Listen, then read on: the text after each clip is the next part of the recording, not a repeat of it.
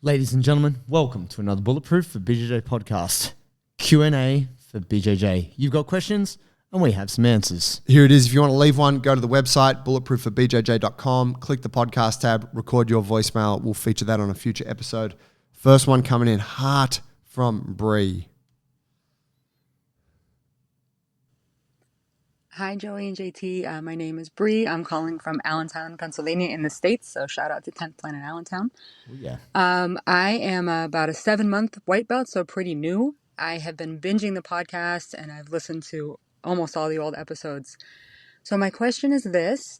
Now that I've totally gotten addicted to jiu-jitsu, I have some vacations coming up soon and I want to go visit a gym. I just finished listening to your 2-part series on gym etiquette, so that was really helpful. I don't want you to rehash that.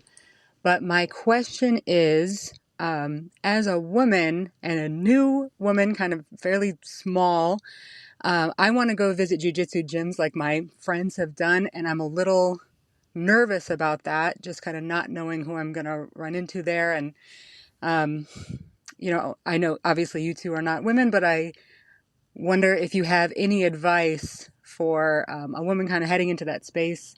I know not a lot of your listeners are women, and I'm part of the lucky 5% or so. But maybe this would be good advice for guys that have women visiting their gyms too. So thanks a lot. And again, appreciate the podcast. Thanks for the question, Bree. Nice. Legend. That's awesome. Thank you, Bree. I was going to say, so part of the 10th Planet Network. And so I think it's always good to try to chat within your network. So whether it's, you can, it depends on where you want to go holiday. Sometimes where you want to go holiday, there's not a lot of jiu-jitsu options, but because of the growth around the world, it's there. What I always do if I'm trying to work out a gym's culture is I usually stalk a few people from that gym. And I'm like, what are they like? Like, what's their social media look like? And kind of do that kind of thing. So if you're interested or you're unsure and you want to go to a gym that may be more women friendly, it's worthwhile to have a look at where your favorite female jiu-jitsu players train and even reach out to them and say, hey, I'm coming to San Diego or I'm coming to New York. Could I come train with you? And you'd be surprised, I think, at just how reachable and contactable these people are. And even if they're not the person, they might be able to point you in the right direction. Because a lot of gyms out there which aren't famous that have great programs and culture which suit both men and women, but they might even have women's only training if that's your concern. Yeah, it's a good one.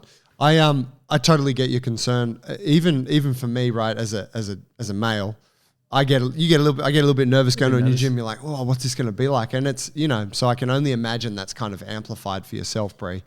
I would suggest as well give the gym that you're going to go visit notice in advance and just maybe mention the concern, because what I do know for any of the good gyms that I've trained at, whenever they know that there's someone coming in to visit, they want to make sure that there's going to be other people there to train with them so that it's a good session for everyone. Like, the last thing a gym owner wants is for someone to show up and for them not to have anyone that's like suitable for them to train with. I.e., when I tell people, hey, I'm coming in and I'm a black belt, they're often like, oh, hey, we're a really new gym. We don't have any higher belts.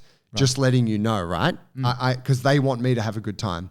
So I would imagine that any good gym's going to be like, oh, you are a whatever weight you are, like a lighter weight female new to the journey. Let me make sure I get some of the other girls in the club or some of the other women in the club to be here as well. Yeah. Or even there might be like, oh, on Sundays we do like a women's only thing. Exactly. You should definitely go to that session. Yeah, it's an opportunity for them to guide it, right? Yeah, and I think, the communication thing that Joey's talking about, I think there's nothing wrong with you contacting the gym ahead of time and finding out. Yeah. And then the other part of that, I would just be hyper vigilant. You might turn up to a gym that just doesn't give a you know what I mean? And they might just be like, oh, you're some out of towner. And they might and so in that case, you have to then be vigilant about, okay, who do I not want to roll with today? Yes. Right? And then go in and think, okay, how do I play my best defensive game so that I'm just, then once you learn, oh, this person's actually really good to train with, then you can open up a bit. For sure. Cool. Hope that helps. All right. Next one coming in. Tommy. Hey, Joey and JT, love the pod. It's been helping me a lot. Just got a question regarding communication with training partners in the gym. I recently joined a new gym, don't know anybody. I'm a blue belt, came from a different gym, and had a role with a upper belt, a brown belt in fact. Strong, powerful guy. He used a lot of energy, he was coming at me hard, and it was my first role in that gym with this bloke. And I didn't feel safe rolling with him. I felt a lot of danger and high likelihood for injury. My question is, would you communicate with him next time you roll with him about that? Or should I avoid him entirely and not roll with him? Or should I not say anything and roll with him subsequently and hope for a better, safer, more enjoyable roll? Thanks, guys. Cheers. Thanks, Tommy. Man, that's a dilemma, huh? Yeah, it's tough. Look, man, sometimes the energy someone can be bringing to a role can be they had a really bad day that day and they're taking it out on you. You know, that can happen. But then also there's those people who are just not, they're just not friendly to roll with. And I think it will be good for you, at least from a communication point of view, to work that out. Another way that you can do that is to ask someone else, oh, hey, man, did you roll with Big Jon Snow over there? Like, did he pulverize you? Because if they're like, oh yeah, man, he's a crusher. That's what that guy does. You're like, okay, that's not what I came here for. I'll avoid that. Talking with them directly can sometimes be a bit cryptic because they might think that they're just rolling you normal and you're soft. And, you know, like oftentimes, depending on the individual, when you talk to them, they may not see their level of intensity as a problem. And especially if you're a lower belt. Yeah, they might be like, who are you to talk to me about this? Yeah. As silly as that is, right? That's such a good suggestion about just hitting up a teammate. But you can just even be like, man, so-and-so's a handful, and then gauge their response. Yeah. Oh, yeah, he's an animal. He goes super hard on everyone. Then you've got your information.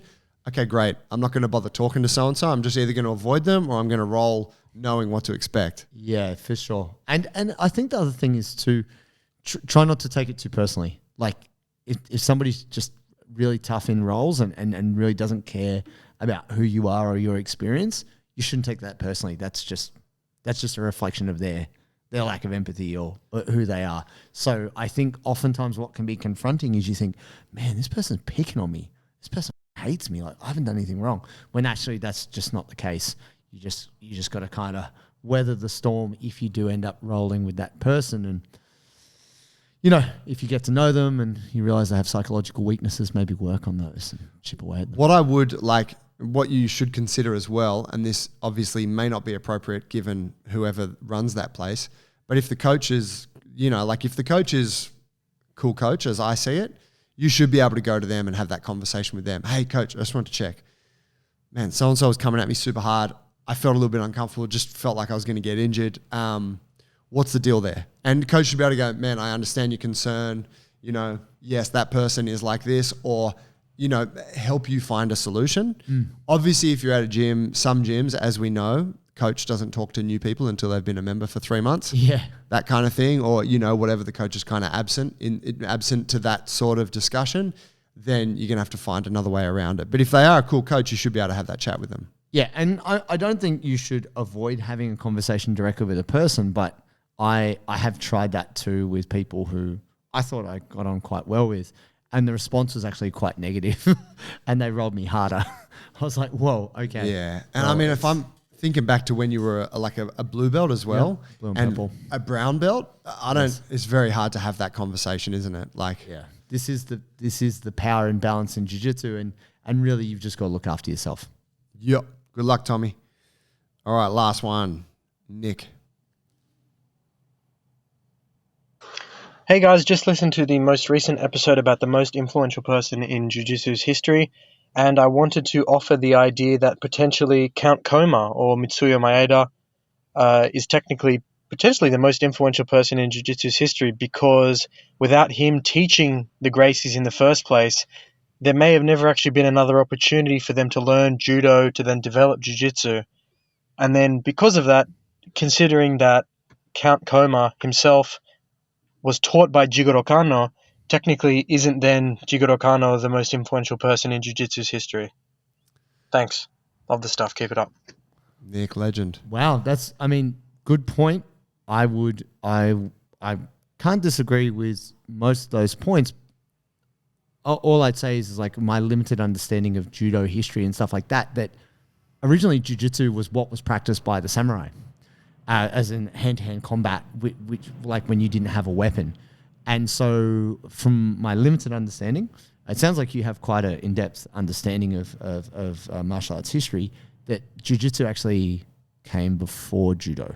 And judo was an art which was cultivated post-samurai era to make it more civilized. And at a critical point, jiu-jitsu was actually banned and wasn't allowed to be taught because the shogun were kind of running rampant and trying to get power, and they were trying to shut it down. So, I mean, I don't know who the teacher was to Jigoro Kano, but yeah, we could go right back, you know.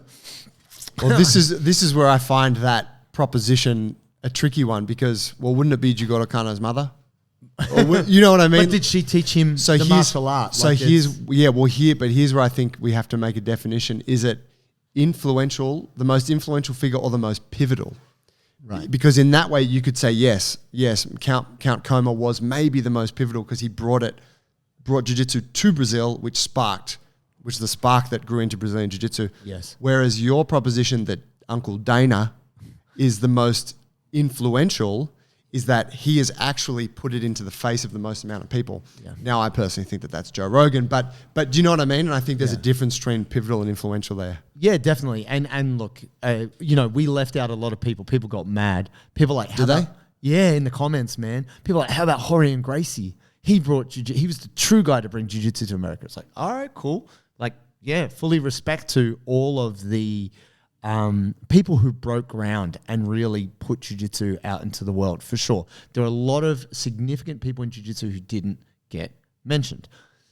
Part of the reason why that was because oftentimes the tipping point in the popularity of a given thing isn't always obvious. You know, like... And well, yeah, we weren't trying to list out all of the most influential people in jiu-jitsu. You were trying to get to who is the one. So, of course, there's going to be a bunch of names that weren't mentioned. That get left. All I'd say with that is that what we can't underestimate is the Gracies never would have been heard of if Hoist didn't go in the early UFCs. So, obviously, Dana was not involved with the UFC at that time. But if he didn't have that platform, who would have had that Hoist Gracie moment? No one. So what are you saying, that it is Horion? No. But what I'm saying is, like, what jiu-jitsu people and jiu-jitsu purists hate to admit is that without MMA, jiu-jitsu would not be as popular as it is. Right. And that we would not have the growth in the sport that we do. And it would be... And here's the thing a lot of people don't realize. Taekwondo, even though it's not so popular, is far more popular worldwide. There's like 110 million people worldwide who do Taekwondo. There's only about 15 million people who do Jiu-Jitsu.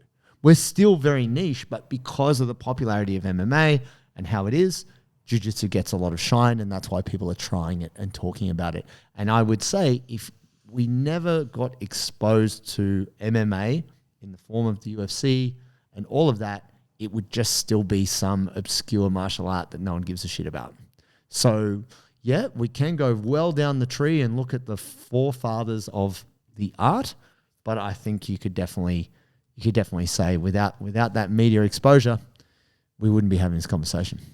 Nick, thank you for the question, bro. But do appreciate thank you for it. The thinking. Guys, if you want to leave us a voicemail, go to bulletproof@bjj.com, click podcast tab, and then you just scroll down. You can record one for us, and we'll feature you on next week's Q&A. Catch you next time. Thank you, guys.